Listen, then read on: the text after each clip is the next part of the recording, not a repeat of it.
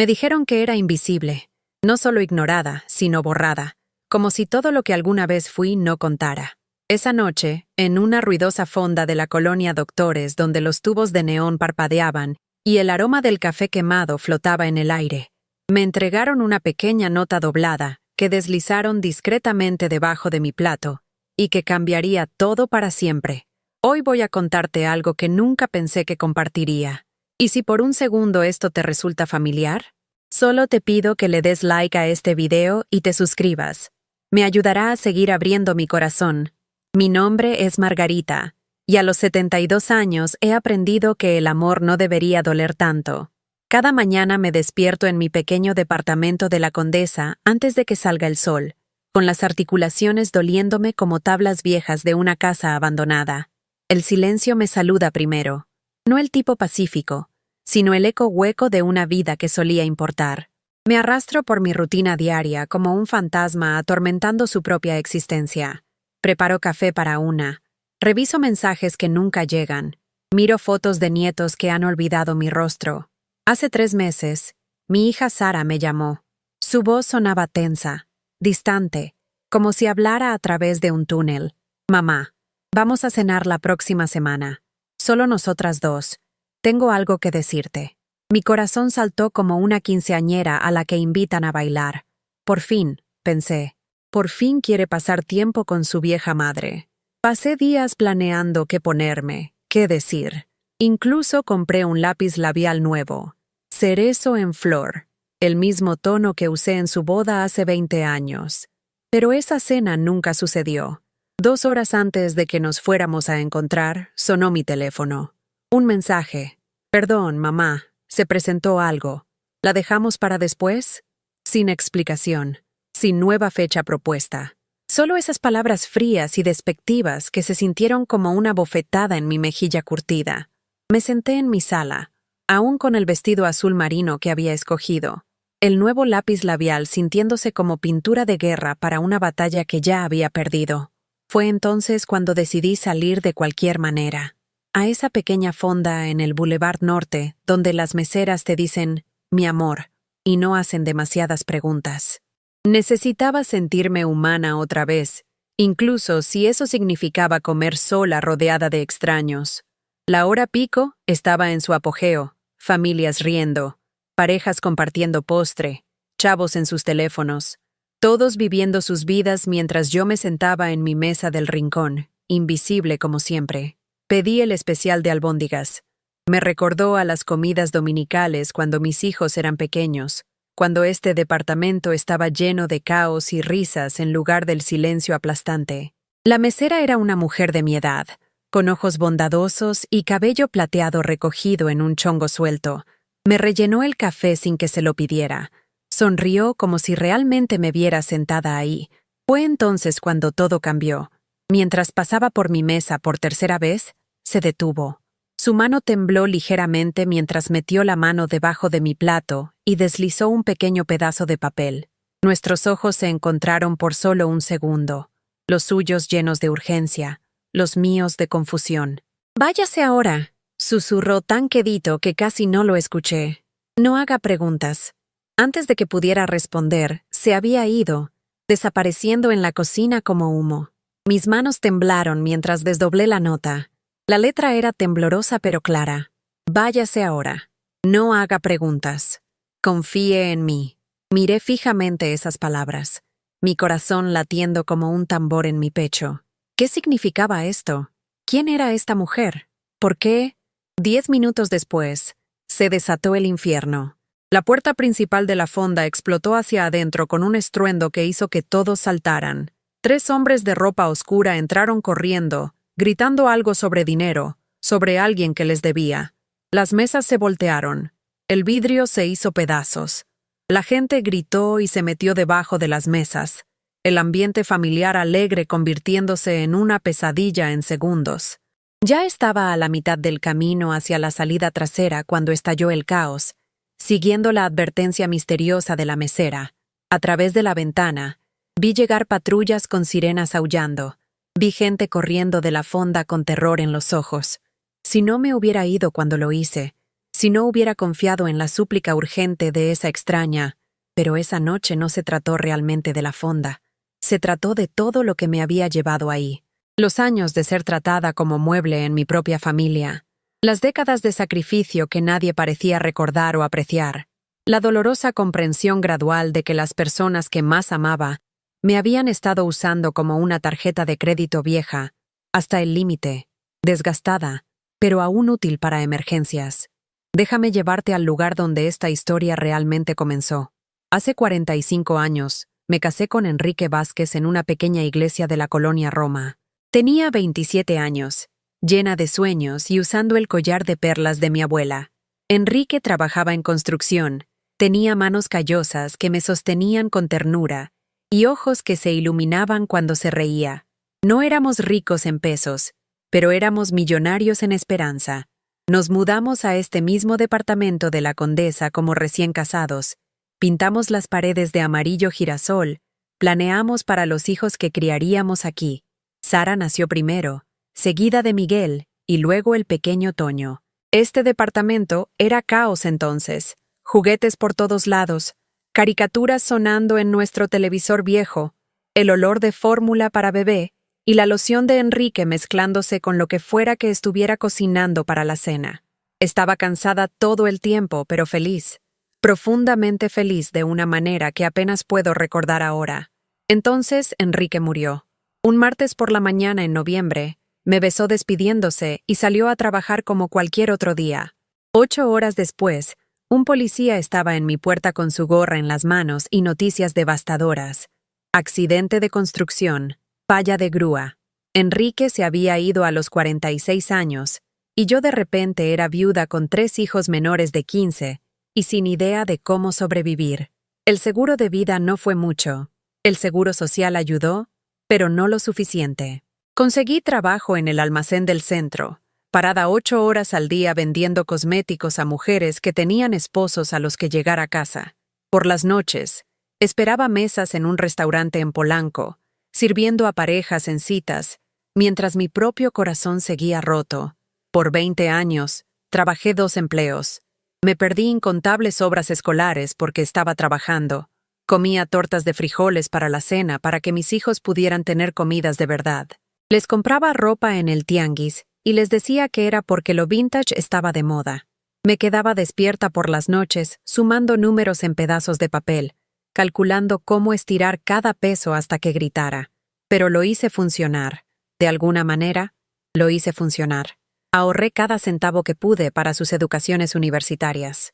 Mientras otras madres de mi edad se unían a clubes de lectura o tomaban viajes con sus esposos, yo estaba guardando dinero como una ardilla desesperada preparándose para un invierno infinito.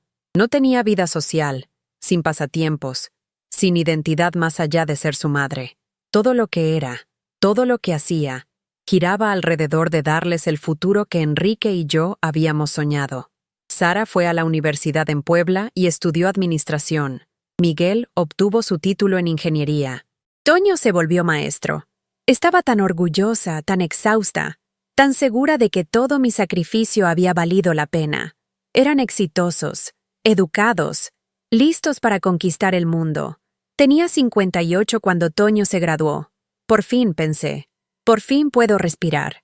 Quizás pueda tomar ese viaje a España del que mi madre siempre habló. Quizás pueda aprender a pintar, o unirme a un centro para adultos mayores, o simplemente dormir hasta tarde los domingos, sin que la culpa me carcome el estómago. Pero eso no fue lo que pasó. En cambio, mis hijos empezaron a verme diferente. No como la mujer que había sacrificado todo por sus futuros, sino como una obligación, una carga, alguien cuyo trabajo era estar disponible cuando necesitaran algo, pero que no merecía la misma consideración a cambio. Empezó pequeño. Sara me llamaba y me pedía que cuidara a sus 2 hijos mientras ella y su esposo salían. Por supuesto, dije que sí. ¿Qué abuela no querría pasar tiempo con sus nietos? Pero nunca me preguntaba si tenía planes. Nunca se ofreció a pagarme o siquiera traer cena para los niños. Los dejaba con un rápido «Gracias, mamá, me salvas la vida», y desaparecía por horas. Miguel necesitaba dinero para un negocio. «Es cosa segura, mamá.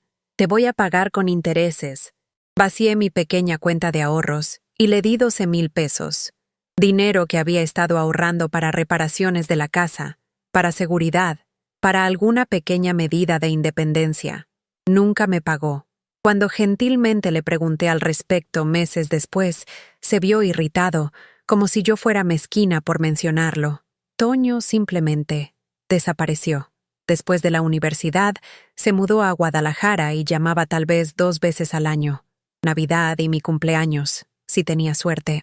Su voz siempre sonaba distraída, como si estuviera hablando conmigo mientras hacía algo más importante. El patrón empeoró con los años.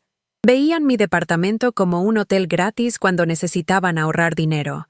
Veían mi cartera como su fondo de emergencia. Veían mi tiempo como su conveniencia. Pero nunca me vieron como una persona con necesidades, sueños o sentimientos propios. La Navidad pasada, pasé 3 días cocinando una cena tradicional. Pavo, relleno, salsa de arándano hecha desde cero como me enseñó mi abuela, pasteles enfriándose en cada superficie disponible. El departamento olía a canela y recuerdos.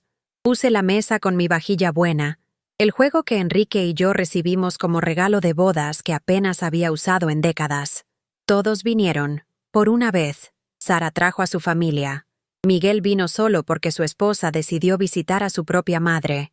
Toño voló desde Guadalajara viéndose cansado y revisando su teléfono cada 5 minutos. Pensé que sería perfecto. Pensé, por fin, estaremos juntos otra vez como la familia que solíamos ser. Pero pasaron toda la cena quejándose. El pavo estaba muy seco. Al relleno le faltaba sal. Los niños estaban aburridos y querían ver televisión. Miguel preguntó si tenía dinero de inversión por ahí que pudiera ayudarlo a comprar un carro nuevo. Sara mencionó que la madre de su amiga se había mudado a una casa de retiro y parecía mucho más feliz. Ni uno de ellos me dio las gracias. Ni uno de ellos preguntó cómo estaba, si me sentía sola, si necesitaba algo. Comieron mi comida, usaron mis platos, se sentaron en mis sillas y me trataron como personal contratado. Cuando se fueron esa noche, llevándose contenedores de sobras que había pasado horas preparando, me senté en mi departamento vacío rodeada de platos sucios y me sentí más sola que en 20 años. Esa noche, lloré hasta que mis ojos estaban en carne viva. Pero más que tristeza, sentí algo más creciendo dentro de mí como un tumor hecho de coraje. ¿Por qué era invisible para las personas que más amaba? ¿Por qué mi valor como persona había desaparecido el momento en que ya no necesitaron mi sacrificio diario? ¿Alguna vez te has sentido así? ¿Alguna vez has dado todo a tu familia, solo para ser tratado como mueble cuando terminan de tomar lo que tienes para ofrecer? Empecé a notar cosas que había ignorado antes. Cómo Sara solo llamaba cuando necesitaba algo. Cómo la voz de Miguel cambiaba cuando mencionaba dinero. Interesada cuando podría darle algo. Irritada cuando sugería que pagara lo que ya debía. Cómo las raras conversaciones de Toño estaban llenas de preguntas corteses pero distantes. Como si estuviera tachando elementos de una lista. ¿Cómo está tu salud? Bien. ¿Cómo está el clima? Bien. Bueno, mamá, tengo que irme.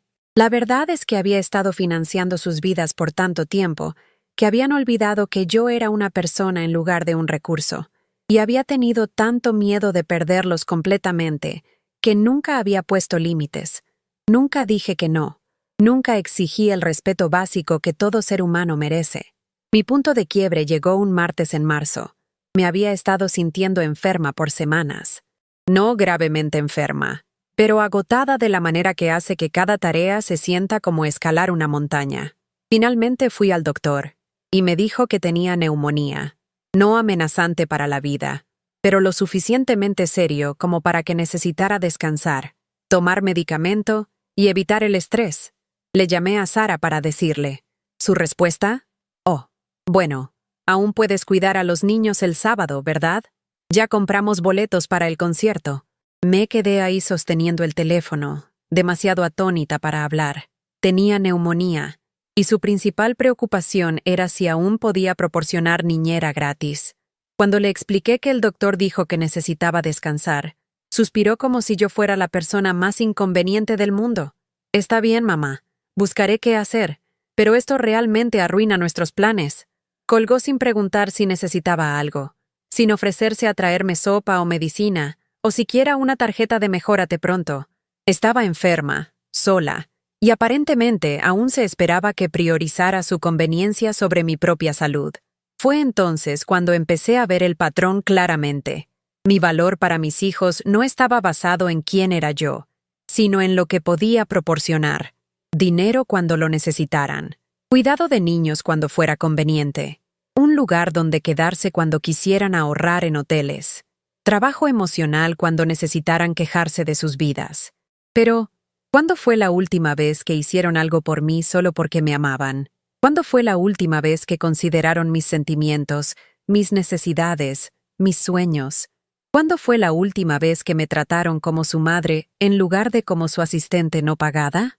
Pasé esa semana recuperándome de neumonía sola en mi departamento, y tuve mucho tiempo para pensar sobre Enrique, quien estaría avergonzado de ver cómo sus hijos estaban tratando a su madre. Sobre la joven mujer que solía ser, llena de sueños y energía y esperanza. Sobre la vida que había puesto en pausa por 40 años, esperando por un momento de apreciación que nunca llegó.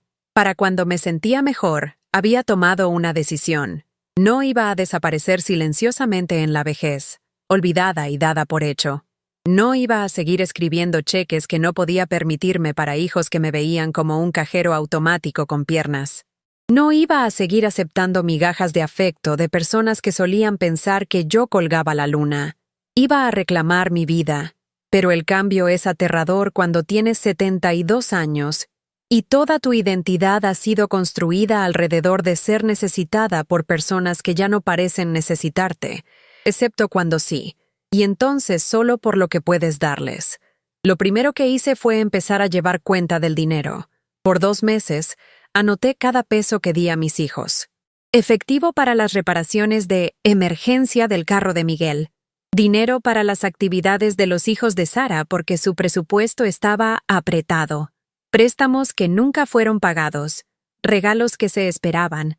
Contribuciones a sus vidas mientras mi propia cuenta bancaria se encogía. En 60 días, les había dado más de 3,000 pesos.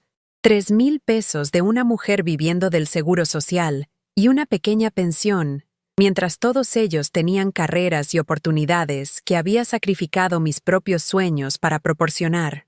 Los números mirándome desde ese cuaderno se sintieron como una prueba matemática de mi propia falta de valor en sus ojos. Ya no era su madre, era su estrategia financiera. Decidí probar mi teoría. La siguiente vez que Sara llamó pidiendo dinero, su hija necesitaba una laptop nueva para la escuela. Dije que no. No con maldad, no con enojo, solo un simple y tranquilo no. Le expliqué que mi presupuesto estaba apretado, que estaba tratando de ahorrar para posibles gastos médicos, que no podía ayudar esta vez. El silencio en el teléfono se sintió como caer en un hoyo profundo. ¿Qué quieres decir con que no puedes ayudar?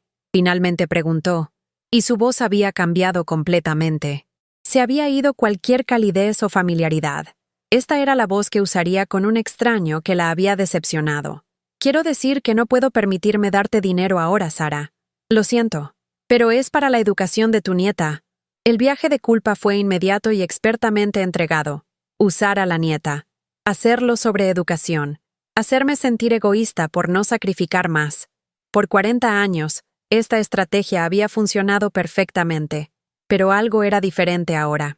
Tal vez fue la neumonía que me había mostrado qué tan sola realmente estaba. Tal vez fue ver esos números en mi cuaderno. Tal vez simplemente estaba cansada de estar cansada. Entiendo eso, dije, pero aún no puedo ayudar esta vez. Me colgó. Por 2 semanas, no escuché de ninguno de mis hijos, sin llamadas, sin mensajes, sin correos. Era como si simplemente hubiera dejado de existir el momento en que dejé de ser útil. El mensaje era claro. El amor en esta familia era condicional a mi disposición de darles lo que quisieran, cuando lo quisieran. Pero, ¿sabes qué? Esas 2 semanas fueron las más pacíficas que había tenido en años. Leí libros que había querido leer por décadas. Cociné comidas que realmente quería comer en lugar de lo que fuera más barato. Tomé largas caminatas por la Condesa, notando cosas que había estado demasiado estresada y exhausta para ver antes. flores en macetas de ventanas, niños jugando en parques, parejas mayores tomadas de la mano. Recordé quién solía ser antes de convertirme en el banco familiar, antes de volverme tan temerosa de perder su amor que había olvidado que merecía amor que no viniera con condiciones. Cuando Sara finalmente llamó otra vez, estaba furiosa, no herida, no preocupada por nuestra relación, sino enojada porque su plan financiero había sido interrumpido. Me acusó de ser egoísta, de no preocuparme por mis nietos, de cambiar de maneras que no eran justas para la familia. Solía ser tan generosa, mamá. ¿Qué te pasó? ¿Qué me pasó? Había pasado 60 años dando todo lo que tenía a otras personas, y ahora que estaba tratando de guardar un pedacito de mi vida para mí misma, ¿yo era el problema?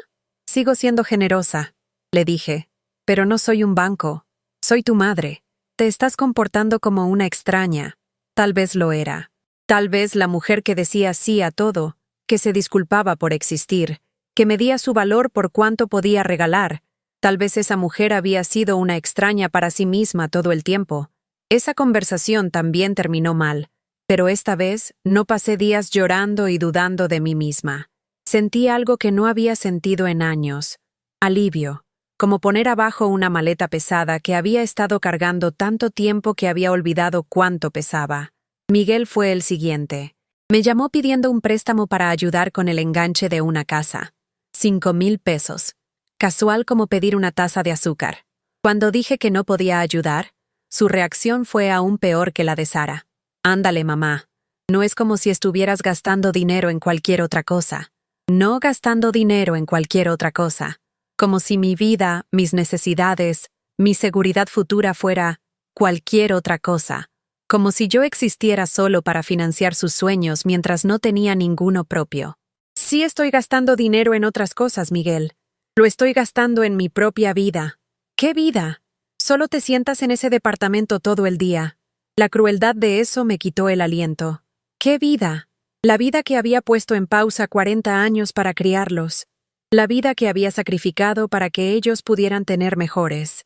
La vida que ahora, a los 72, estaba tratando de reclamar de las cenizas de su ingratitud. Esta conversación terminó, dije, y colgué. Esa noche llamé a mi vecina Esperanza. Es una maestra retirada, de 78 años, con 4 hijos propios. Habíamos sido vecinas amistosas por años, pero nunca amigas cercanas. Algo sobre el drama de mi familia me había dado vergüenza de acercarme demasiado a cualquiera. ¿Cómo explicas que tus propios hijos te tratan como personal contratado? Pero esa noche, necesitaba hablar con alguien que pudiera entender. Esperanza escuchó todo. El dinero, la falta de respeto, la manera en que me habían convertido en un recurso conveniente en lugar de tratarme como su madre. Cuando terminé de hablar, estuvo callada por un momento largo. Margarita, finalmente dijo, ¿cuánto tiempo crees que te queda de vida? La pregunta me sorprendió. No sé. ¿10 años? ¿20 si tengo suerte? ¿Y cómo quieres pasar esos años? ¿Esperando que la gente aprecie sacrificios que nunca van a reconocer? ¿O viviendo para ti por primera vez en décadas? Nunca lo había pensado de esa manera. ¿Cuántos años me quedaban? ¿Y qué tipo de vida quería que fueran? Esperanza me contó sobre su propia experiencia, cómo había pasado por algo similar con sus hijos después de que murió su esposo, cómo finalmente tuvo que poner límites, exigir respeto y dejar de financiar adultos que deberían haber estado financiándose a sí mismos.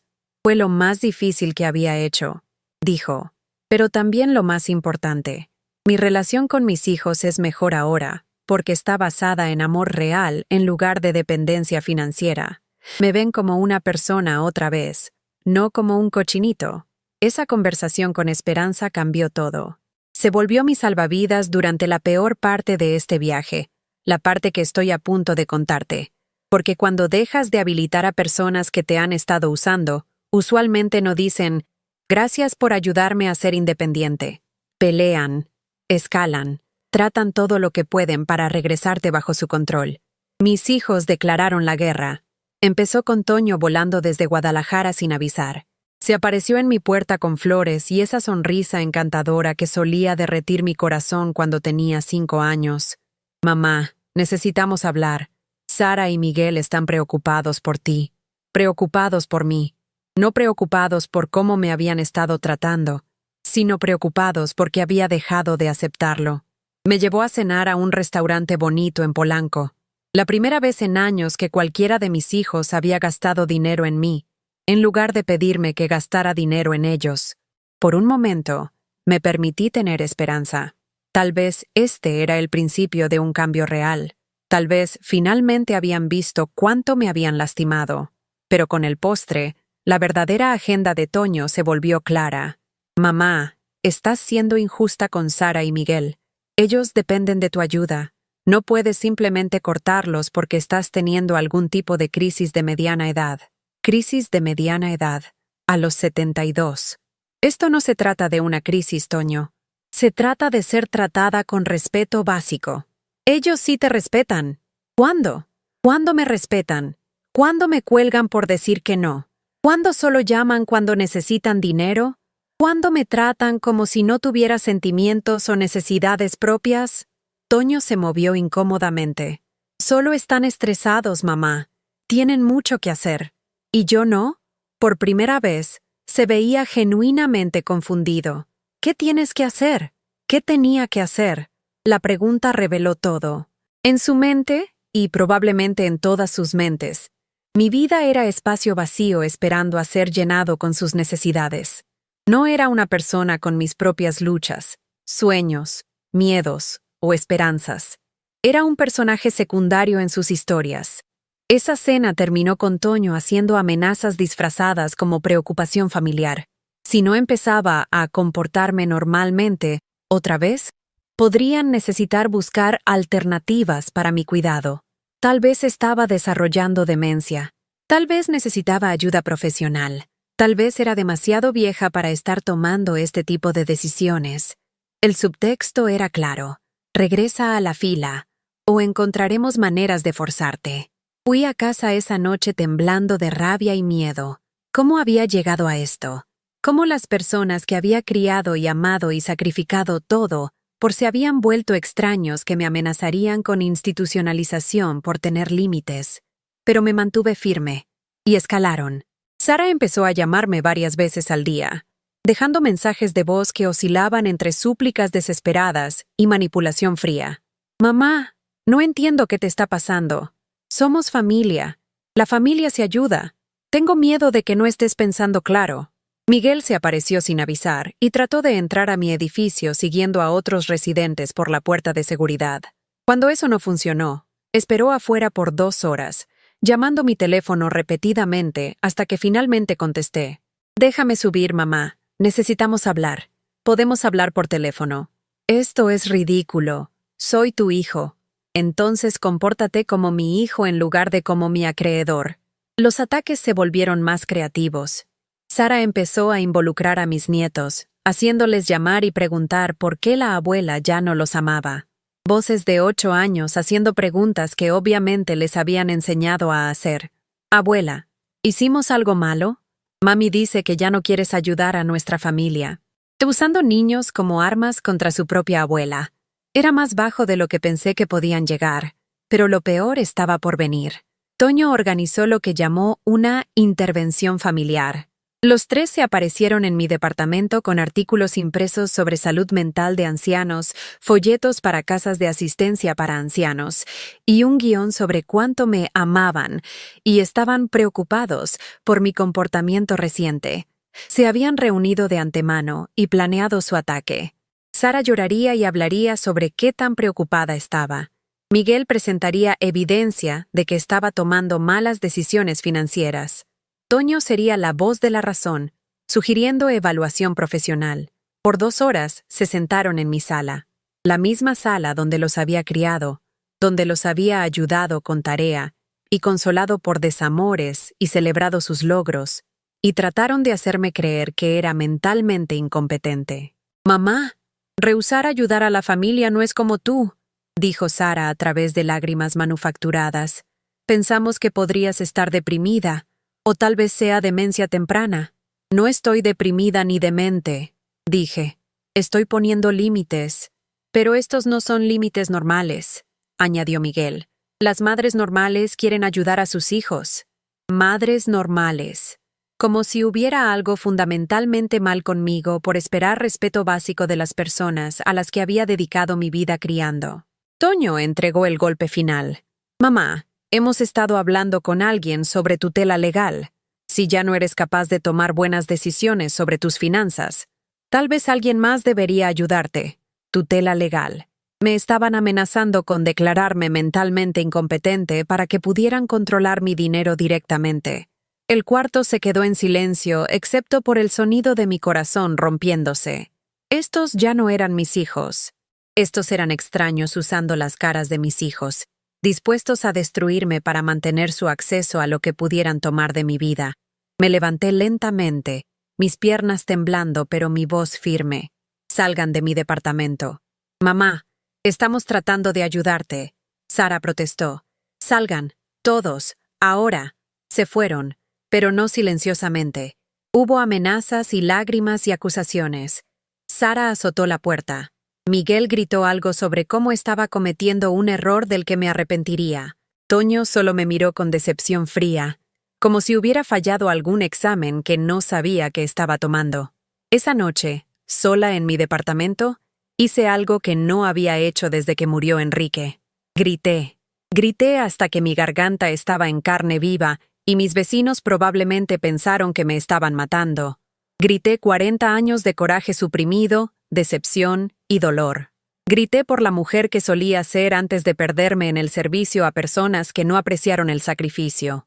Grité por todos los sueños que había diferido y la vida que nunca había podido vivir. Cuando terminé de gritar, llamé a Esperanza. Me amenazaron con declararme incompetente, le dije entre lágrimas. Mis propios hijos quieren quitarme mi independencia porque no les doy dinero más. Esperanza estuvo callada por un momento. Entonces, ¿Margarita? ¿Tienes un abogado? No tenía. Nunca había necesitado uno antes. Pero Esperanza me dio el nombre de alguien que ella había usado cuando su propia familia trató tácticas similares años antes. A la mañana siguiente, hice una cita con el licenciado David Rosales, un abogado especializado en abuso de ancianos. Sí, abuso de ancianos. Así se llamaba cuando tu propia familia te amenaza y manipula para ganancia financiera. David era un hombre bondadoso en sus 50 que escuchó mi historia sin juicio. Cuando terminé, se recargó en su silla y suspiró. Señora Vázquez, lo que sus hijos están haciendo es desafortunadamente muy común. Los hijos adultos que ven a sus padres ancianos principalmente como recursos financieros, a menudo se vuelven abusivos cuando esos recursos son restringidos. Las amenazas sobre tutela son particularmente preocupantes. Me explicó mis derechos. Me ayudó a establecer un poder financiero que evitaría que cualquiera accediera a mis cuentas sin mi consentimiento, y me dio documentación probando mi competencia mental.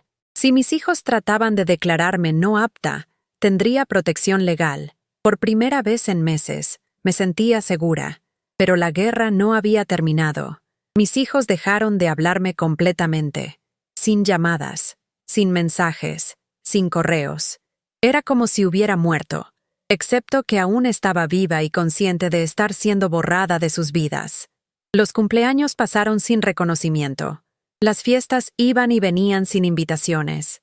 El silencio era profundo y desgarrador, pero también era revelador. Si su amor por mí podía apagarse como un interruptor el momento en que dejé de financiar sus vidas, ¿realmente había sido amor? ¿O había sido solo una transacción disfrazada de afecto familiar? Empecé a ir a un grupo de apoyo para adultos mayores lidiando con alejamiento familiar. Las historias que escuché ahí fueron desgarradoras y validantes. No estaba sola, no estaba loca, no era la primera madre en descubrir que el amor incondicional no siempre es recíproco. Estaba Elena, cuyo hijo había robado los ahorros de su retiro. Estaba Roberto, cuya hija lo había metido en una casa de ancianos contra su voluntad y vendió su casa. Estaba María, cuyos nietos habían sido vueltos contra ella porque se había rehusado a seguir financiando la adicción a las compras de su madre. Éramos un grupo de padres que habían amado demasiado, dado muy libremente y habilitado demasiado tiempo. Estábamos aprendiendo, tarde en la vida, que el amor sin límites no es amor en absoluto. Es codependencia. El grupo de apoyo se volvió mi salvavidas. Por primera vez en años, estaba alrededor de personas que me veían como una persona completa, no solo como la madre o abuela o cartera de alguien. Hice amigas. Amigas de verdad, que llamaban para ver cómo estaba solo porque les importaba, que me invitaban al cine y a cenar sin agenda más allá de disfrutar la compañía mutua. Lentamente, empecé a recordar quién era debajo de todos los papeles que había interpretado para otras personas. Era una mujer a quien le gustaba leer misterios y llorar con películas románticas. Era alguien que tenía opiniones sobre política y arte, y si los Pumas tendrían una buena temporada. Era una persona que merecía ocupar espacio en el mundo por su propio bien, no solo por lo que podía proporcionar a otros. Empecé a tomar clases de arte en el centro comunitario. Mis manos, que habían pasado décadas cocinando y limpiando y trabajando para apoyar a otras personas, aprendieron a sostener pinceles y crear belleza solo porque quería. Pinté paisajes y retratos y piezas abstractas que no tenían sentido para nadie más que para mí. Viajé. Viajes pequeños al principio. Excursiones de día a pueblos cercanos. Visitas de fin de semana a lugares que siempre había querido ver. Monté autobuses y camiones y miré por las ventanas a paisajes que había estado demasiado estresada y exhausta para notar antes. Comí comidas en restaurantes sin preocuparme por el costo. Me quedé en hoteles solo porque quería dormir en una cama que alguien más haría. Por primera vez en mi vida adulta, estaba viviendo para mí misma. Pero mis hijos no habían terminado conmigo aún. 6 meses después de nuestro último contacto, Sara lanzó una nueva campaña. Ya no podía manipularme directamente, así que se hizo pública. Publicó en redes sociales sobre su madre, mentalmente enferma, que había abandonado a su familia. Compartió historias cuidadosamente editadas sobre cómo había cortado a mis nietos, dejando fuera cualquier mención de los años de explotación financiera que había llevado a mi decisión de poner límites. La publicación fue diseñada para hacerme ver como villana, una vieja loca que le había dado la espalda a hijos amorosos sin razón. Obtuvo cientos de comentarios comprensivos de personas que no conocían la historia real, todas diciéndole a Sara qué pena les daba que estuviera lidiando con una madre tan difícil. Mi teléfono empezó a sonar. Parientes que no había escuchado en años de repente querían checar conmigo y ofrecer consejo no solicitado sobre reconciliación familiar. Miembros de la iglesia se me acercaron con expresiones preocupadas y sugerencias gentiles de que tal vez querría considerar terapia familiar. La vergüenza pública era devastadora. Sara had convertido mi lucha privada en un espectáculo público, echándose el papel de víctima y a mí el de villana mentalmente inestable. Cuando vi esa publicación, mi primer instinto fue defenderme, comentar con la verdad, compartir mi lado de la historia, explicar sobre los años de abuso financiero y manipulación emocional. Pero entonces recordé lo que David, mi abogado, me había dicho. La mejor respuesta a la manipulación a menudo es ninguna respuesta en absoluto. No comenté en la publicación de Sara. No llamé a sus amigas para explicar mi lado. No me involucré en el drama que había creado. En cambio, me senté silenciosamente en mi departamento, tomando té y viendo el atardecer por mi ventana. Sentí el dolor profundo, profundo de que mi propia hija tratara de destruir mi reputación para forzarme de regreso a cumplimiento. Pero también sentí algo más, paz, porque sabía la verdad. Sabía que había pasado 40 años sacrificando todo por hijos ingratos que me habían usado hasta que casi no quedaba nada. Sabía que poner límites no era enfermedad mental, era salud mental. Sabía que escoger respeto propio sobre disfunción familiar era lo más cuerdo que había hecho jamás. Las personas que importaban, Esperanza, mis amigas del grupo de apoyo, el abogado que había protegido mis derechos, todas sabían la historia real. Las opiniones de extraños en redes sociales, manipulados por mentiras cuidadosamente elaboradas, simplemente no importaban. Pasaron 3 meses. El drama de redes sociales se desvaneció como siempre pasan estas cosas, reemplazado por escándalos más nuevos y indignación más fresca. Mi vida se asentó en un ritmo que nunca había experimentado antes. Pacífico, autodirigido, mío. Me despertaba cuando quería despertarme. Comía lo que quería comer. Gastaba mi dinero en cosas que me traían alegría en lugar de financiar los estilos de vida de otras personas. Leía libros y tomaba caminatas y tenía conversaciones largas con amigas que valoraban mis pensamientos y opiniones. Era feliz, genuinamente feliz, por primera vez en décadas. Pero el universo aparentemente no había terminado de probarme aún. Eso me lleva de regreso a la fonda en el Boulevard Norte, donde empezó esta historia. Era un martes por la noche en noviembre. Había estado cenando sola, como a menudo hacía ahora. No porque estuviera sola, sino porque había aprendido a disfrutar mi propia compañía. Las albóndigas me recordaron a cenas dominicales de hace mucho tiempo, pero en lugar de ponerme triste, el recuerdo se sintió cálido y distante, como mirar fotografías viejas. Estaba pensando en mis planes para el día siguiente. Una clase de arte en la mañana, tal vez una película con esperanza en la tarde, cuando la mesera deslizó esa nota debajo de mi plato. Váyase ahora. No haga preguntas.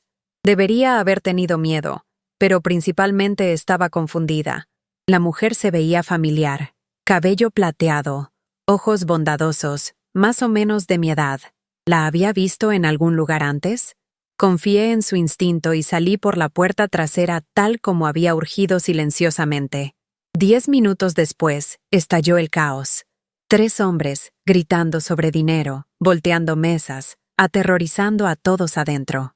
Mientras veía llegar a la policía y huir gente de la fonda, me di cuenta de algo profundo. Por primera vez en mi vida adulta, había sido salvada por una extraña que había actuado puramente por bondad humana. No porque me debiera algo, no porque quisiera algo de mí, sino simplemente porque había visto peligro y quería proteger a otro ser humano. Era el tipo de cuidado que mis propios hijos habían dejado de mostrarme años atrás. A la mañana siguiente, regresé a la fonda. Las ventanas estaban tapadas con tablones, pero había un pequeño letrero con información sobre el personal. Supe que la mesera se llamaba Dolores Chen y había trabajado ahí 15 años. El incidente había sido un robo que salió mal. Uno de los hombres había estado buscando a un ex empleado que debía dinero a gente peligrosa. Nunca pude agradecer a Dolores apropiadamente. La fonda cerró permanentemente después del robo, y nunca la volví a ver.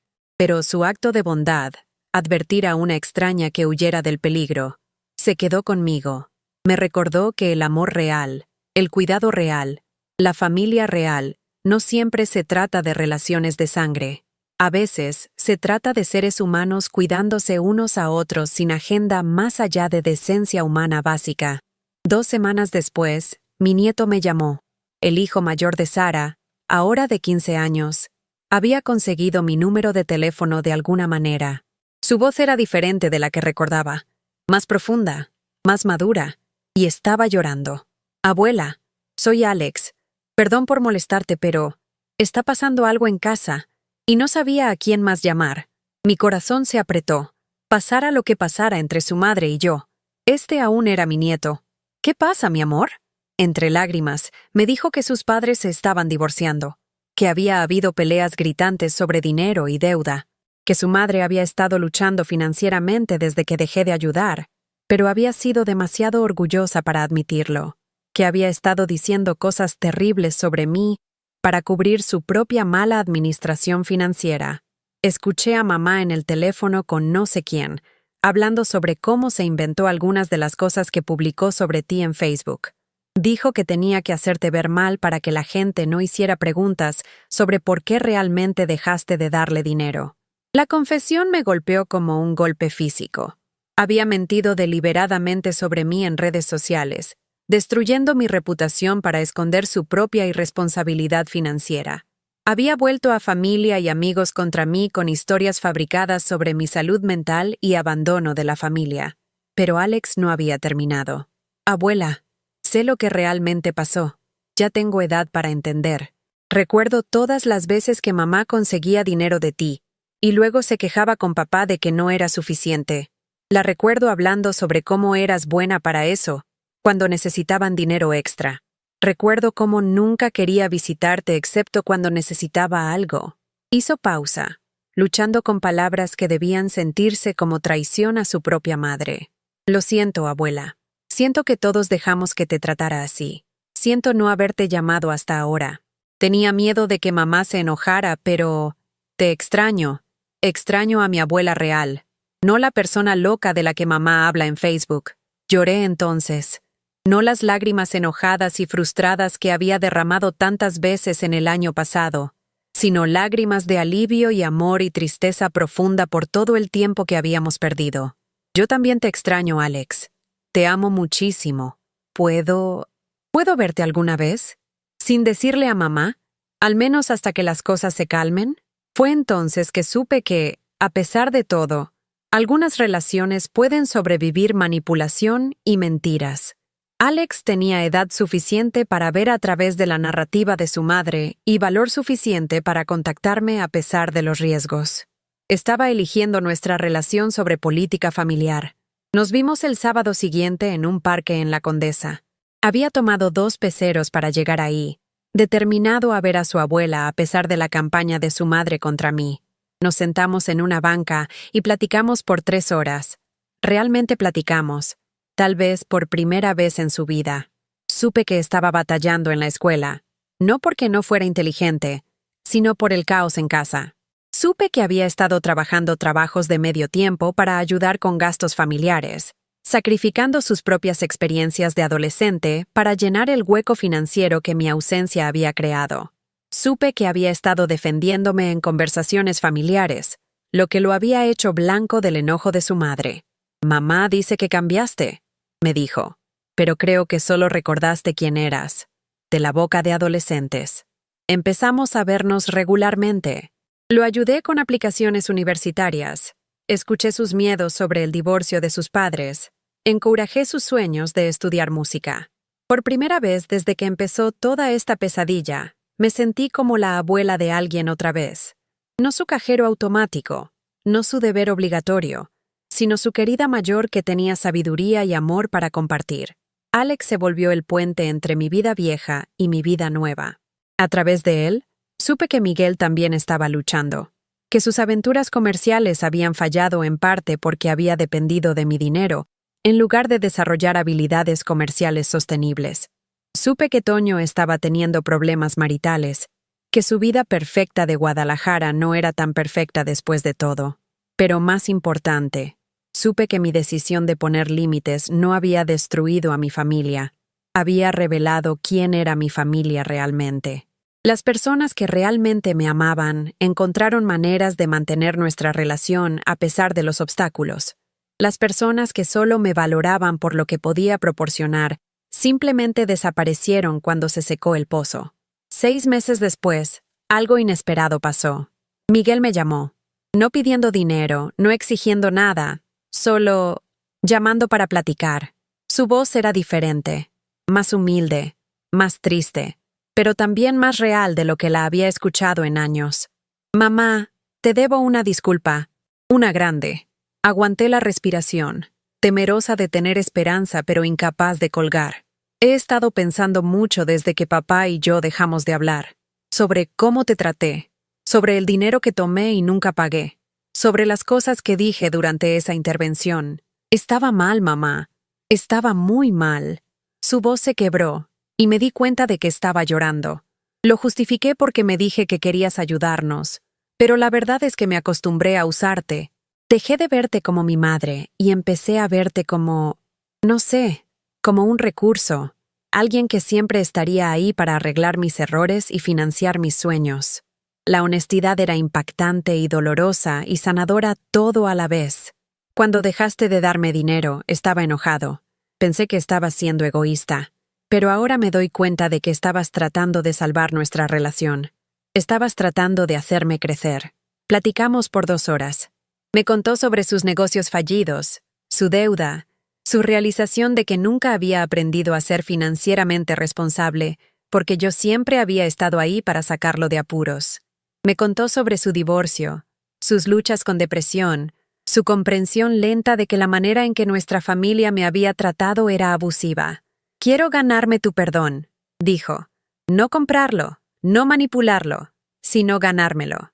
Quiero ser tu hijo otra vez, no tu dependiente». Era la conversación que había soñado tener por años, pero llegó demasiado tarde para arreglar todo lo que había sido roto. Algunos daños son permanentes. Alguna confianza, una vez destruida, nunca puede ser completamente reconstruida. Pero era un principio. Miguel empezó a venir de visita sin agenda. Traía despensa a veces, no porque yo lo necesitara, sino porque quería contribuir algo positivo a mi vida.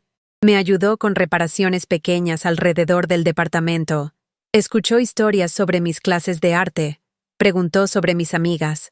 Lentamente, cuidadosamente, empezamos a reconstruir una relación basada en respeto mutuo en lugar de dependencia financiera. Sara, sin embargo, reforzó su narrativa de victimización. Cuando descubrió que Alex me estaba viendo en secreto y que Miguel estaba tratando de reconciliarse, escaló su campaña pública contra mí. Más publicaciones de redes sociales, más mentiras, más intentos de volver a familia extendida y viejas amigas contra mí. Pero algo había cambiado en cómo respondía a sus ataques. Aún dolían. ¿Cómo no iban a doler? Esta era mi hija, mi primogénita, la niñita que había mecido para dormir y protegido de pesadillas. Pero ya no tenían el poder de destruirme. Había encontrado mi propio valor fuera de su aprobación. Había construido una vida que no dependía de su validación. Había aprendido que la enfermedad mental o desorden de personalidad o simple crueldad de alguien más no tenía que volverse mi emergencia.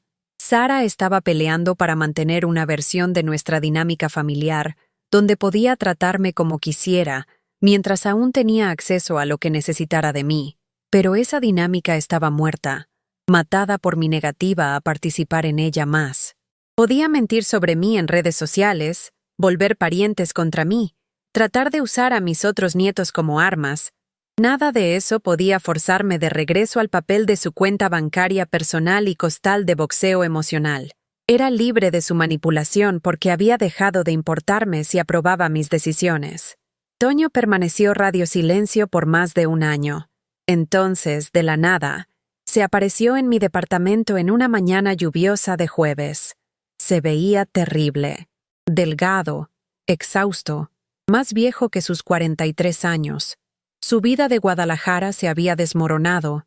Divorcio, pérdida de trabajo, ruina financiera. El niño dorado había descubierto que el mundo realmente no giraba alrededor de él.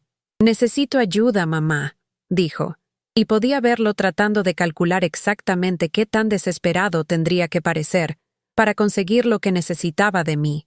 «¿Qué tipo de ayuda?», pregunté calmamente. «Ayuda financiera. Estoy quebrado. Perdí todo.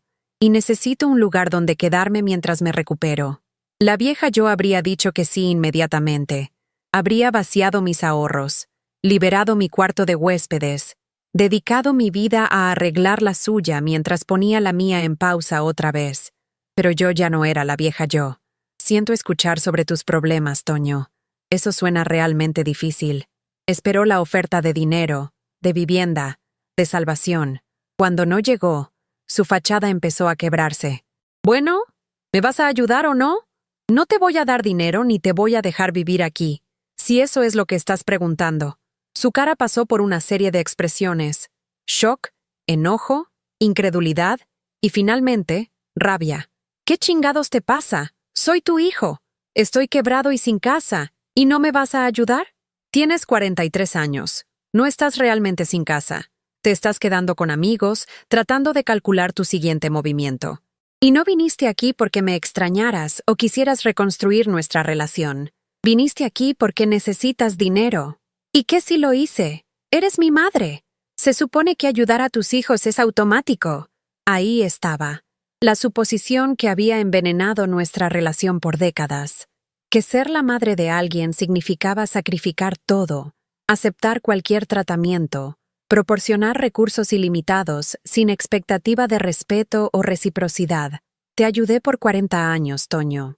Pagué por tu educación. Apoyé tus sueños. Te saqué de problemas que creaste para ti mismo. Y las únicas veces que me llamabas eran cuando necesitabas algo.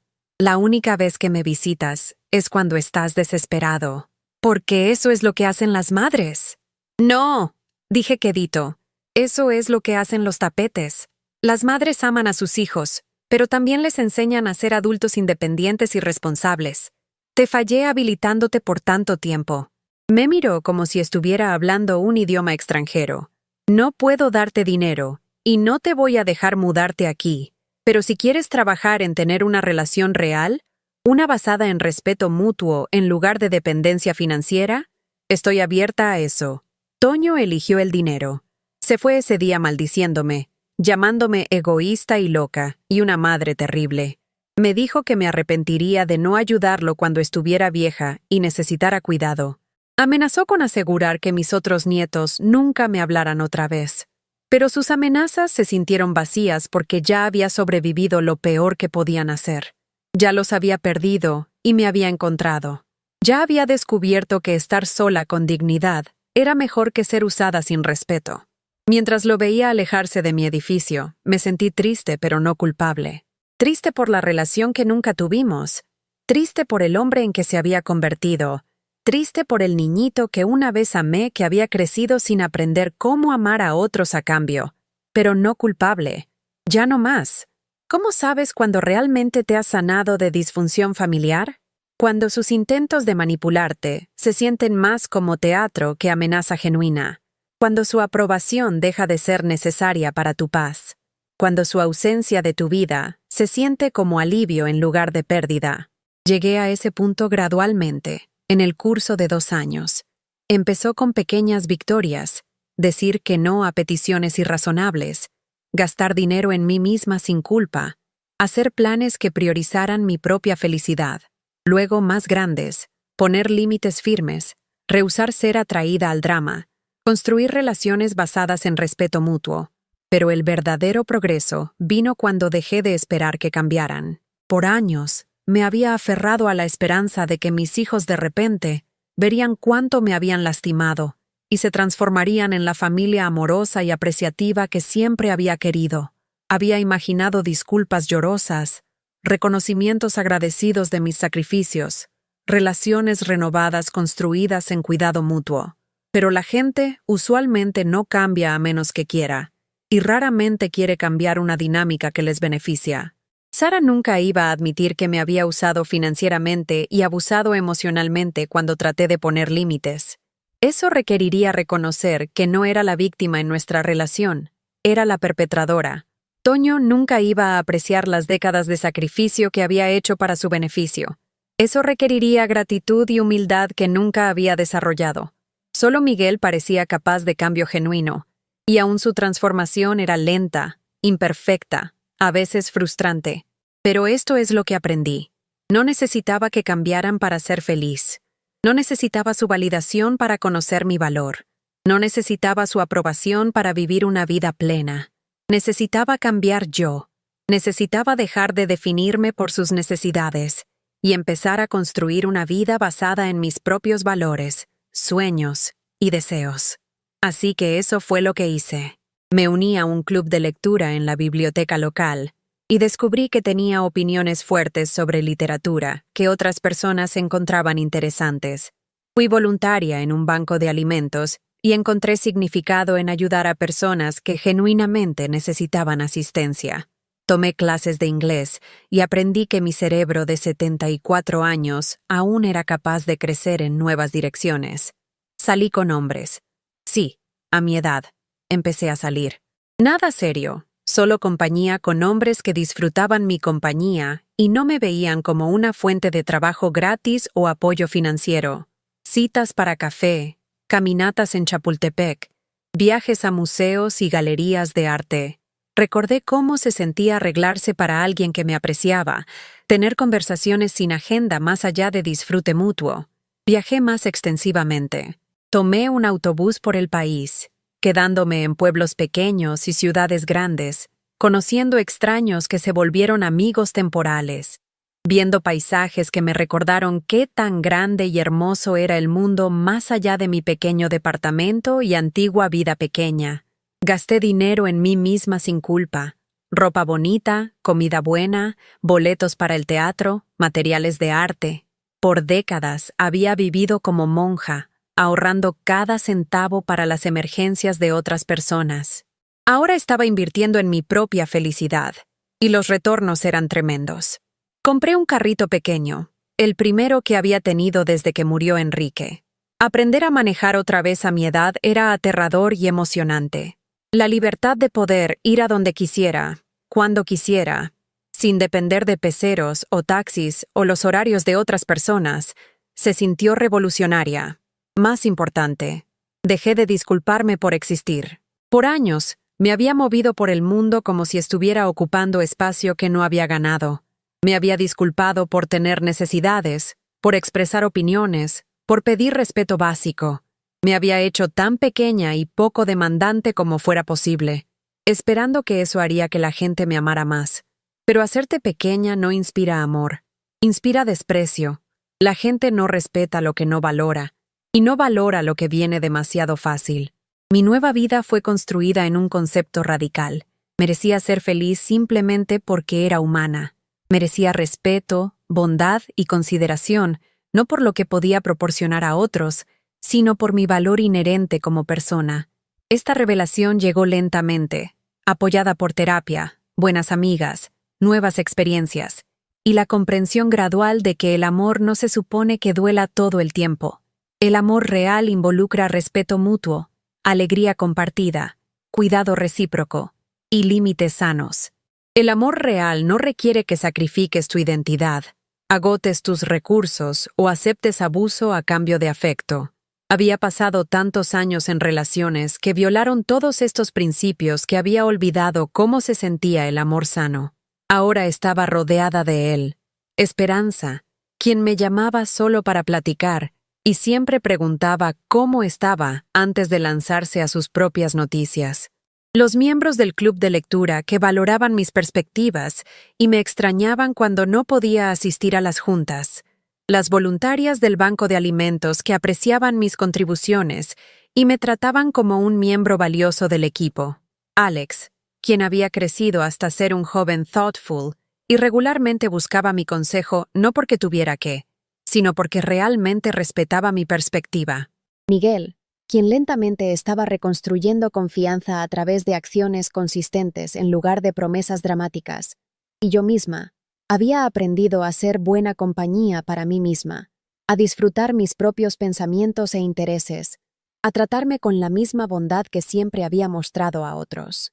Esto es cómo se ve la sanación, no la ausencia de tristeza por lo que se perdió, sino la presencia de alegría por lo que se encontró. Aún me sentía triste a veces por las relaciones familiares que habían sido destruidas o dañadas. Aún lamentaba por la relación madre-hija que Sara y yo nunca tendríamos. Aún deseaba que Toño pudiera ver cómo sus decisiones nos habían lastimado a ambos. Pero esos sentimientos ya no dominaban mi paisaje emocional. Eran clima pasando, no tormentas permanentes. Mi vida estaba más llena y rica a los 75 de lo que había estado jamás. Tenía amistades genuinas, actividades significativas, seguridad financiera, porque ya no estaba financiando las malas decisiones de otras personas. Y más importante, respeto propio. Había descubierto que lo opuesto de ser usada no es estar sola, es ser valorada. Déjame contarte sobre cómo se ve un día típico para mí ahora, comparado con cómo solía vivir. Me despierto naturalmente, usualmente alrededor de las 7 de la mañana, sin un despertador gritando demandas. Lo primero que hago es hacer café como me gusta, fuerte y negro, en mi taza de cerámica favorita que Sara una vez criticó como demasiado elegante para uso diario. Me siento junto a mi ventana y veo despertar la Condesa alrededor de mí. Niños caminando a la escuela, gente yendo al trabajo, corredores empezando sus rutinas matutinas. La ciudad se siente viva y llena de posibilidad en lugar de abrumadora y aislante. Leo las noticias, pero las apago cuando se vuelven demasiado deprimentes. He aprendido que mantenerse informada es importante, pero ahogarse en negatividad es opcional. Algunos días voy a mi clase de arte, donde estoy trabajando en una serie de pinturas sobre paisajes urbanos. Mi maestra, una mujer de la mitad de mi edad, me trata como una artista seria cuyo trabajo tiene valor. Me empuja a experimentar con nuevas técnicas, celebra mi progreso, me incluye en exhibiciones de galería. Otros días hago voluntariado en el banco de alimentos, donde ayudo a distribuir despensa a familias experimentando dificultades económicas. La ironía no se me escapa. Estoy ayudando a personas que realmente necesitan asistencia, mientras por años estuve financiando a personas que simplemente querían asistencia. Las familias en el banco de alimentos son agradecidas, respetuosas y honestas sobre sus circunstancias. No manipulan o dan viajes de culpa o hacen demandas. Aprecian lo que se ofrece y trabajan duro para mejorar sus situaciones. Es una dinámica completamente diferente de la que experimenté con mis propios hijos. Almuerzo con amigas regularmente. Amigas reales que pagan su propio camino y no esperan que yo subsidie sus vidas sociales. Hablamos sobre libros, política, viajes, nietos, preocupaciones de salud, sueños que aún queremos perseguir. Estas conversaciones me nutren en maneras que había olvidado que eran posibles. Las tardes podrían incluir mandados, but they are errands for my own life. No tareas infinitas para miembros de familia ingratos. Compras de despensa para comidas que realmente quiero comer. Banca que se trata de manejar mis propias finanzas en lugar de financiar las emergencias de otras personas. Citas médicas donde el enfoque está en mi salud y bienestar. Las noches son mías. Podría leer, ver películas que elijo, trabajar en proyectos de arte, llamar a Alex o Miguel si se me antoja. Me voy a la cama cuando estoy cansada, no cuando finalmente he terminado todo lo que todos los demás necesitaban de mí. El silencio en mi departamento es pacífico ahora en lugar de opresivo. Es el silencio de contentamiento en lugar de abandono. ¿Me siento sola? A veces. Pero la soledad es diferente del aislamiento, y el aislamiento es diferente de la soledad. Había estado aislada por años mientras estaba rodeada de familia, presente en sus vidas pero no vista, necesitada pero no valorada, usada pero no amada. Ahora elijo soledad cuando me sirve y busco compañía cuando la quiero. La diferencia es agencia. Ya no estoy a la merced de las decisiones de otras personas sobre si valgo su tiempo y atención. Pero esta historia aún no termina. Hace 3 meses, pasó algo que probó cada lección que había aprendido sobre límites, autoestima y la naturaleza de relaciones sanas. El matrimonio de Sara se desmoronó completamente. Su esposo la dejó por una mujer más joven, tomando la mitad de sus bienes y dejándola con deuda, 2 hijos adolescentes y sin ingreso confiable. Su presencia en redes sociales, que había estado tan enfocada en hacerme ver como una madre terrible, abruptamente cambió a fotos de ella viéndose abrumada y publicaciones sobre la injusticia del divorcio y las luchas de la maternidad soltera. Estaba enfrentando los mismos desafíos que había enfrentado 40 años atrás cuando murió Enrique, pero sin el sistema de apoyo familiar que había destruido sistemáticamente a través de sus propias decisiones. Y entonces me llamó. No Alex llamando en su nombre, no una manipulación a través de redes sociales, sino Sara misma, llamando mi número por primera vez en más de 2 años. Casi no contesté. Cuando vi su nombre en mi teléfono, mi primer instinto fue dejarlo ir al buzón de voz. ¿Qué podía posiblemente querer que no involucrara algún intento de culparme de regreso a financiar su vida? Pero la curiosidad ganó. Hola, Sara. Mamá. Su voz era diferente, más pequeña, menos segura de lo que recordaba. Sé que no tengo derecho de llamarte. Sé que quemé puentes, pero necesito decirte algo. Esperé. Lo siento mucho, mamá. Por todo. Por el dinero. Por las publicaciones en Facebook. Por las cosas que dije sobre ti. Por la intervención. Por todo. Estaba mal. Estaba muy mal. Las palabras que había esperado escuchar por años, pero llegaron demasiado tarde para sanar todo el daño que se había hecho. Te estoy escuchando, dije cuidadosamente. Entre lágrimas, me contó sobre su divorcio, sus luchas financieras, su realización de que había destruido relaciones con todos los que alguna vez genuinamente se habían preocupado por ella.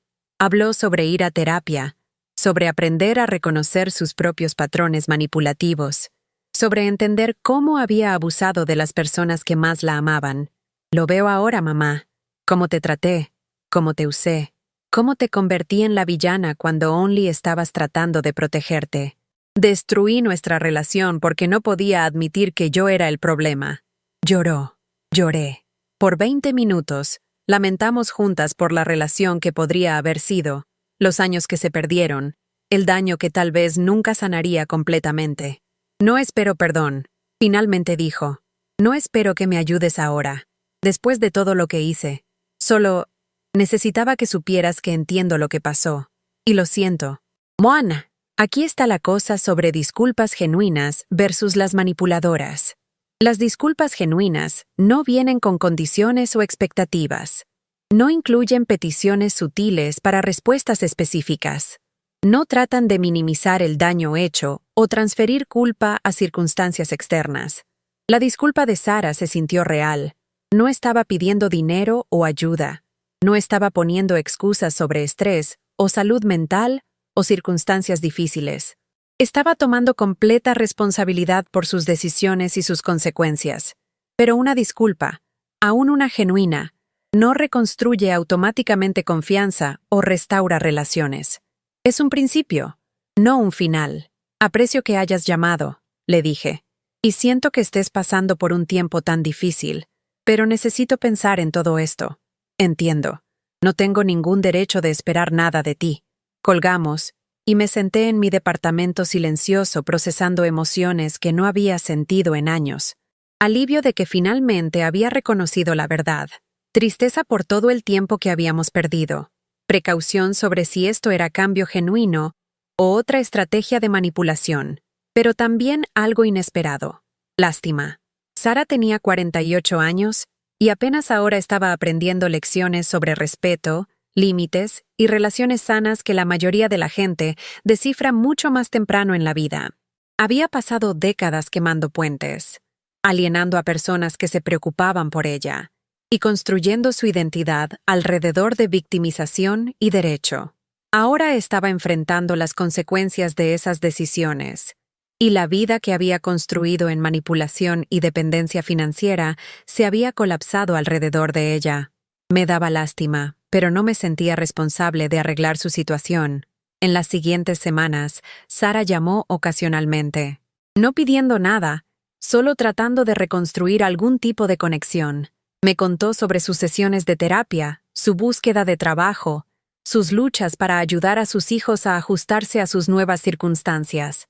Preguntó sobre mi vida, mi arte, mis amigas, mis actividades, de maneras que se sentían genuinamente interesadas en lugar de obligatorias. Lentamente, cuidadosamente, empezamos a hablar como dos adultas que compartían una historia complicada en lugar de como una madre e hija encerradas en dinámicas tóxicas. Entonces vino la prueba. La hija menor de Sara, mi nieta Emma, necesitaba tratamiento médico que el seguro no cubriría completamente. La cuenta era sustancial, varios miles de pesos que Sara simplemente no tenía. En los viejos tiempos, esto habría sido un rescate automático de los ahorros de la abuela. Sara me llamó sobre la situación, y podía escucharla luchando con cómo presentarlo. Quiero ser clara que no te estoy pidiendo dinero, dijo.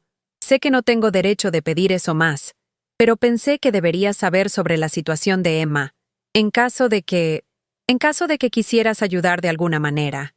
Pero entiendo si no quieres. Fue magistralmente hecho. Le concedo eso. La petición fue implícita en lugar de explícita, enmarcada como compartir información en lugar de manipulación. Me estaba dando espacio para decir que no mientras aún aseguraba que supiera sobre la oportunidad de decir que sí. Este fue mi momento de la verdad.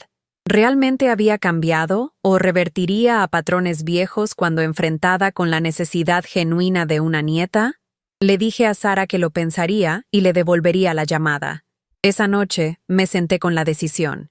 Emma era inocente en todo esto. Una niña de 15 años que necesitaba cuidado médico. La abuela que solía ser habría escrito un cheque inmediatamente, sin importar el comportamiento pasado de su madre. Pero había aprendido que ayudar no siempre es útil, que rescatar a la gente de las consecuencias de sus decisiones a menudo les impide aprender a tomar mejores decisiones, que asistencia financiera sin límites a menudo habilita en lugar de apoyar. Le regresé la llamada a Sara al día siguiente. Le pagaré las cuentas médicas de Emma directamente. dije. Contactaré al centro médico y arreglaré el pago, pero quiero ser clara sobre mis límites. Por supuesto, lo que sea que pienses que es apropiado. Este es un regalo para Emma, no para ti. No es el comienzo de que resumo apoyo financiero para tu familia. Es una decisión de una sola vez basada en las necesidades médicas de una niña. Entiendo completamente, y quiero que Emma sepa de dónde vino el dinero. No como una manera de hacerte ver mal, sino para que entienda que su abuela se preocupa por su bienestar. Hubo una pausa. En los viejos días, Sara habría querido crédito por cualquier asistencia financiera. Se habría presentado como la proveedora aun cuando el dinero vino de mí. Es justo, dijo quedito. Ella debería saber que la estás ayudando. Pagué las cuentas médicas de Emma, y ella me escribió una nota de agradecimiento. El primer contacto directo que había tenido con esa nieta en más de 2 años. Era una tarjeta simple, pero sus palabras mostraron madurez y gratitud genuina. Gracias por ayudar con mi cirugía, abuela. Mamá me explicó sobre todo lo que pasó entre ustedes dos, y dijo que fue su culpa que no te hayamos visto. Espero que tal vez podamos pasar tiempo juntas otra vez algún día. Te extraño. Esa tarjeta significó más para mí que cualquier cantidad de dinero que hubiera regalado jamás. Pero la verdadera victoria fue interna. Había ayudado a alguien que amaba sin sacrificar mis límites, sin regresar a patrones viejos, sin abrirme a manipulación renovada. Podía ser generosa cuando elegía ser generosa, en lugar de cuando me sentía obligada o culpable o manipulada. Y Sara parecía entender la diferencia. En los meses pasados, hemos continuado reconstruyendo nuestra relación lentamente. Consiguió trabajo, se mudó a un departamento más pequeño, aprendió a manejar dinero sin esperar rescates de parientes. Sus hijos se están ajustando a sus nuevas circunstancias con la resistencia que los niños a menudo muestran cuando los adultos dejan de protegerlos de la realidad. No somos cercanas de la manera que éramos cuando era niña, y tal vez nunca lo seremos. Se hizo demasiado daño, se perdieron demasiados años, se rompió demasiada confianza, pero estamos encontrando una nueva manera de ser madre e hija, una basada en respeto mutuo en lugar de dependencia financiera. Está aprendiendo a verme como una persona con mi propia vida, necesidades y límites. Estoy aprendiendo a amarla sin sacrificarme por su beneficio. No es la relación que soñé cuando nació, but it's honest, de maneras que nuestra dinámica vieja nunca fue. Miguel continúa visitando regularmente, y nuestra relación se vuelve más fuerte cada mes. Ha encontrado empleo estable, pagado la mayoría de sus deudas, y aprendido a manejar dinero responsablemente. Más importante, ha aprendido a ser un hijo en lugar de un dependiente. Alex se graduó de preparatoria y fue aceptado en la universidad con becas y ayuda financiera. No necesitó una abuela rica para financiar su educación porque había aprendido a trabajar duro y planear hacia adelante. Nuestra relación sigue fuerte porque está basada en afecto genuino, en lugar de transacciones financieras. Toño permanece sin contacto, aparentemente aún esperando que regrese a mi papel anterior como cajero automático familiar. Estoy triste por eso, pero ya no estoy dispuesta a sacrificar mi bienestar para mantener relaciones con personas que se rehúsan a tratarme con respeto básico. La parte más difícil de todo este viaje no ha sido perder relaciones familiares que fueron construidas en dinámicas no sanas. Ha sido perdonarme por habilitar esas dinámicas por tanto tiempo. ¿Por qué permití que mis hijos me usaran como su banco personal por décadas? ¿Por qué acepté abuso emocional a cambio de momentos fugaces de afecto? ¿Por qué sacrifiqué mis propios sueños y seguridad para financiar sus malas decisiones? Las respuestas son complicadas, enraizadas en mi propia niñez, mis miedos de abandono, mi malentendimiento de cómo se ve realmente el amor.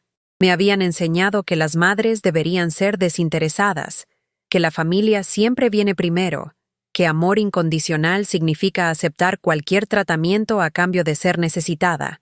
Pero esas lecciones estaban mal. El amor no se supone que sea de un solo lado. Las familias deberían apoyarse mutuamente, no explotarse mutuamente. El amor incondicional no significa tolerancia incondicional del abuso. Pasé años en terapia trabajando a través de estas revelaciones, aprendiendo a separar dar sano de habilitar codependiente, entendiendo la diferencia entre amor y apego basado en miedo. El trabajo fue doloroso pero necesario. No puedes construir una vida sana en una base no sana. Ahora, a los 76, soy prueba viviente de que nunca es demasiado tarde para reclamar tu vida de personas que te han estado usando. Nunca es demasiado tarde para poner límites, desarrollar respeto propio y elegir relaciones basadas en cuidado mutuo en lugar de sacrificio de un solo lado. Algunas personas no van a gustar la nueva versión de ti, se van a quejar de que has cambiado y van a demandar que regreses a patrones que sirvieron a sus intereses a tu costa. Déjalos quejarse. Su insatisfacción con tus límites es prueba de que los límites son necesarios. Las personas que realmente te aman se van a adaptar a tu crecimiento y respetar tu evolución. Las personas que solo te valoraban por lo que podías proporcionar van a desaparecer, y su ausencia será un regalo, aun si no se siente así al principio. Pienso en esa mesera en la fonda a veces, la que me deslizó esa nota de advertencia. Vio peligro y actuó rápidamente para proteger a una extraña, sin hacer preguntas. Su bondad vino sin condiciones, sin expectativas, sin agenda más allá de cuidado humano básico. Así se ve el amor real, no los viajes de culpa y manipulaciones y chantaje emocional que había confundido con afecto familiar, sino cuidado simple y directo por el bienestar de otra persona. He tratado de modelar ese tipo de amor en mis propias relaciones ahora. Ayudo cuando puedo y quiero ayudar, no cuando soy presionada o manipulada a ayudar. Doy lo que puedo permitirme perder, no lo que necesito para mi propia seguridad. Ofrezco apoyo sin tratar de controlar resultados o esperar gratitud que dure más que la asistencia proporcionada. Es una manera completamente diferente de relacionarse con personas y ha atraído tipos completamente diferentes de relaciones a mi vida. Mi amiga Esperanza falleció el año pasado a los 82, rodeada de familia que la adoraba y amigas que atesoraban su memoria. Su funeral estuvo hasta llenar, una celebración de una vida bien vivida, relaciones bien cuidadas, límites bien mantenidos. Quiero que mi propio legado sea similar, no la mujer que dio todo hasta que no quedó nada, sino la mujer que aprendió a dar sabiamente, a amar sanamente y a valorarse apropiadamente. Cuando muera, esperemos que en muchos años, quiero que la gente me recuerde como alguien que fue genuinamente bondadosa, pero no fácilmente manipulada. Alguien que fue generosa, pero no tonta. Alguien que amó profundamente, pero no se sacrificó en el altar de la disfunción de otras personas. Quiero que mis nietos recuerden a una abuela que les enseñó sobre respeto propio y relaciones sanas, por ejemplo, quien les mostró que el amor no requiere que te disminuyas para la comodidad de otras personas. Quiero dejar atrás suficiente dinero para ser útil, pero no tanto que corrompa el carácter de alguien o cree generaciones de dependientes con derecho. Principalmente, quiero ser recordada como alguien que descifró, aún tarde en la vida, cómo vivir auténticamente en lugar de solo existir como la conveniencia de otras personas. En estos días, me despierto agradecida por sabiduría ganada con dificultad, por amistades genuinas, por la oportunidad de reconstruir mi vida a una edad cuando mucha gente piensa que el cambio es imposible. Estoy agradecida por las clases de arte que me enseñaron que aún podía aprender nuevas habilidades, por las discusiones del club de lectura que me mostraron que mis opiniones importaban, por el trabajo voluntario que me recordó que tenía valor más allá de lo que podía proporcionar a miembros de familia. Estoy agradecida por Alex, quien eligió amor sobre política familiar, y por Miguel, quien eligió crecimiento sobre derecho. Incluso estoy agradecida por los intentos recientes de Sara de reconstruir nuestra relación con honestidad en lugar de manipulación. Estoy agradecida por mi vida pequeña pero auténtica, por relaciones basadas en respeto mutuo, por la paz que viene de vivir según tus propios valores en lugar de las expectativas de otras personas. Más importante, estoy agradecida de que aprendí la diferencia entre estar sola y estar lonely, entre ser necesitada y ser valorada, entre ser usada y ser amada. La mujer que se sentó en esa fonda hace 2 años era invisible, exhausta y convencida de que su único valor yacía en lo que podía regalar. Estaba esperando migajas de atención de personas que la veían como una cartera con piernas. La mujer contándote esta historia ahora es visible, energética y confiada en su propio valor. Está rodeada de personas que la ven como un ser humano completo, no solo como la madre o abuela o fuente de financiamiento de emergencia de alguien. Esa transformación no pasó de la noche a la mañana, y no fue fácil. Requirió valor que no sabía que tenía, límites que nunca había aprendido a poner, y una disposición a arriesgar perder todo para ganar algo más valioso, a mí misma. Pero valió la pena cada conversación difícil, cada momento de duda propia, cada relación que no sobrevivió la transición de disfunción a salud, porque la vida que estoy viviendo ahora, esta vida pequeña, auténtica, respetuosa, pacífica, es la vida que debería haber estado viviendo todo el tiempo. Si algo de esto te suena familiar, si te reconoces en la mujer que solía ser, por favor sabe que el cambio es posible a cualquier edad. Nunca es demasiado tarde para dejar de ser invisible y empezar a ser vista. Nunca es demasiado tarde para exigir el respeto que siempre has merecido. No va a ser fácil, y no todos van a apoyar tu transformación, pero las personas que realmente te aman van a celebrar tu crecimiento, y las personas que no, bueno, su oposición te dirá todo lo que necesitas saber sobre la naturaleza de tu relación con ellas. Mereces ser feliz. Mereces ser respetada. Mereces ser valorada por quien eres, no solo por lo que puedes proporcionar. Mereces ser visible. ¿Alguna vez te has encontrado en una relación donde te sentiste invisible, útil solo por lo que podías dar? ¿Alguna vez has tenido que elegir entre ser usada y estar sola? Me encantaría escuchar tu historia en los comentarios abajo. Si este mensaje resonó contigo, por favor dale like a este video y suscríbete a mi canal.